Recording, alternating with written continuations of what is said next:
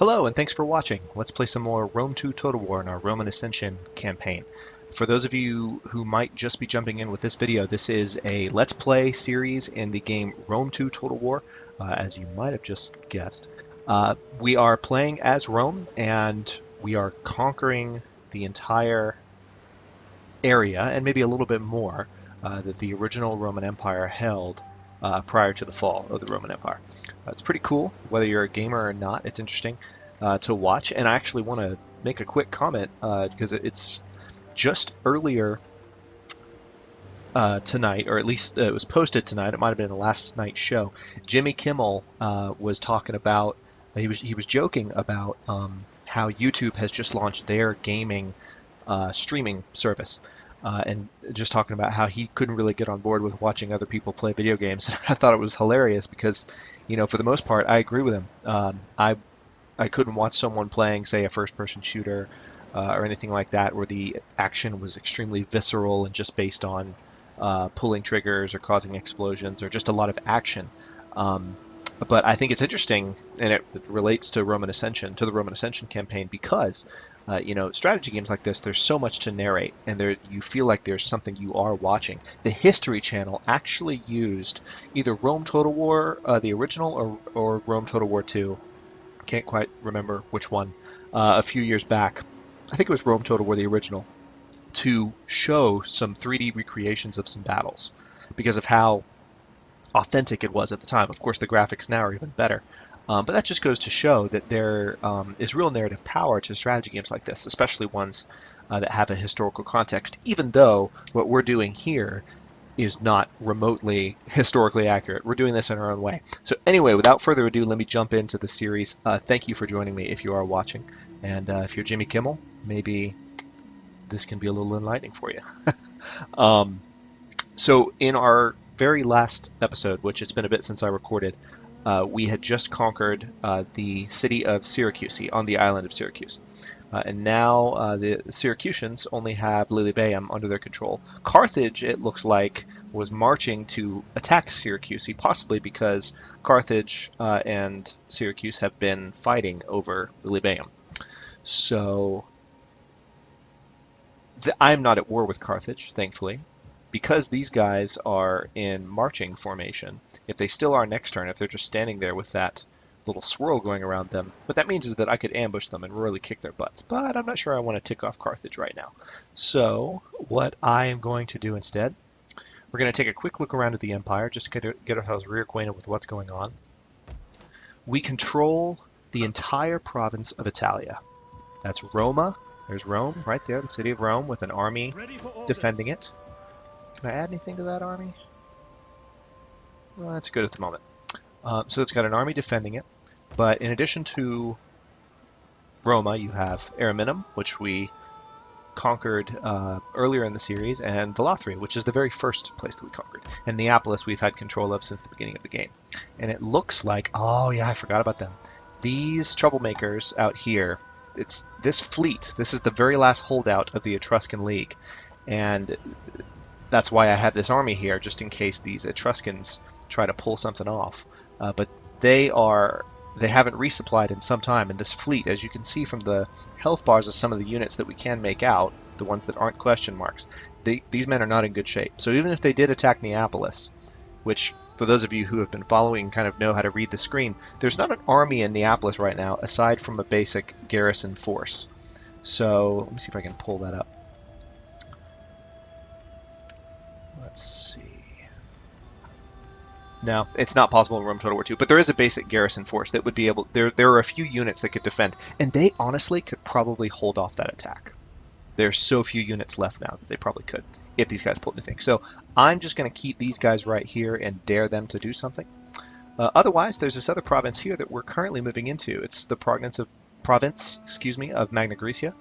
That's Brundisium, Syracuse, which we just conquered, Cosentia, and Lilybaeum, which is our next target. And public order in Lilybaeum is not good. They know things are going downhill for them.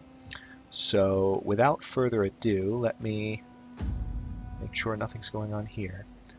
I have the option to get myself several more armies, which is good. My Imperium level, I believe, went up after I conquered Syracuse in the last video.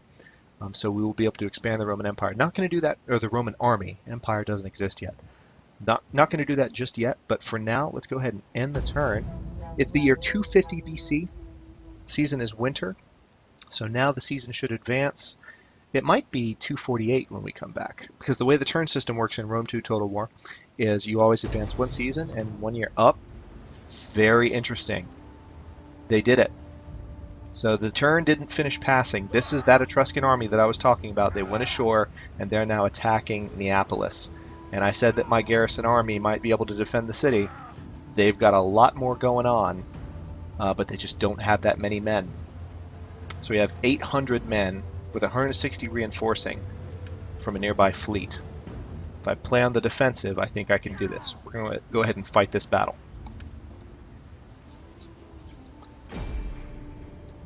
The Battle of Neapolis, 250 BC. As I was saying, when turn finishes cycling, it might be, because we're also at the end of the year and it's winter, it might go to 248 BC and be spring.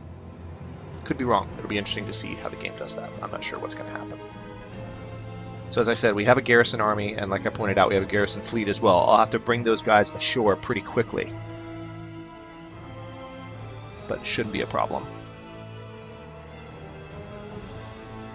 I had a feeling those guys would attack, to be honest.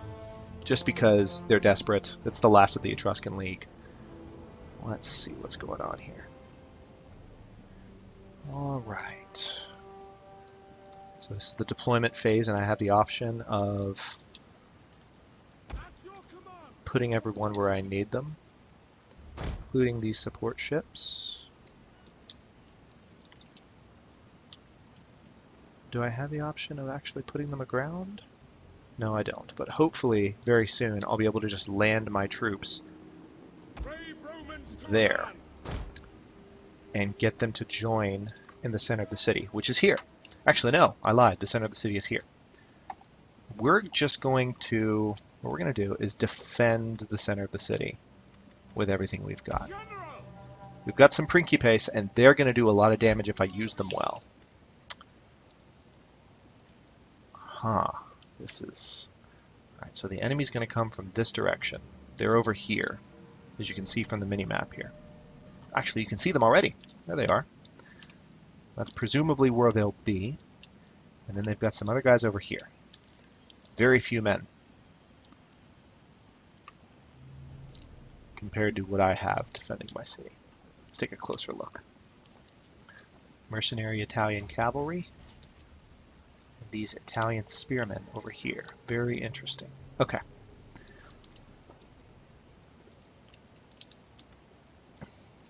I'm going to position... Tell you what. I'm just going to have all my men... I'm not going to play around here. I'm going to have all my men in just a single area on the defensive, and what that means is I will have my spearmen here in front. So if those horses they've got, which I think they have horsemen in both of their contingencies, here and here, if those horsemen try anything, I will be able to rebuff them a little bit.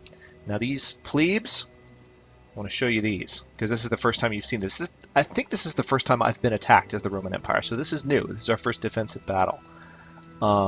These plebes, as you can see, they're not armed. These are pretty much citizens that have taken swords. They don't even have shields. So they won't be able to do a lot of damage, but they can provide a kind of protection, which I will use. So now I have these levies, which I will position here. Actually, I think what I'll do is I'll have the levies stacked like so rather than side by side. And that effect will mean these are skirmishers, so they're designed to throw their javelins but then get back. Let's see. Let's get all of you in a formation and put you right about here. Perfect. So what they'll do is they'll get away, and then the enemy will run into these guys. And I'm gonna... Oh my goodness, I just put him in a formation by accident. After doing all that. Okay, let me fix this real quick. The game does have the option of actually doing automatic formations, which is cool. But obviously I wanted a bit more control over where my guys stood, which was the whole point of doing everything I just did. So, sorry for the repeat. Leave formation. No. Anyone who breaks formation will be punished. There we go. That's what I wanted. On group selection. Disbanding. We're going to have one of our mob units here, and another one of our mob units here. And we're going to start the battle. Actually, I take that back. I'm going to go ahead and cut this episode here, just so that we can have a full episode dedicated to what will hopefully be the full length of the battle in the next episode. So our units are ready to fight, and here's our hardened Principes in the back here. Bit of an upgrade from what we first fought with. Our units are getting stronger. But anyway, I hope you'll join me in the next episode. Thanks for watching.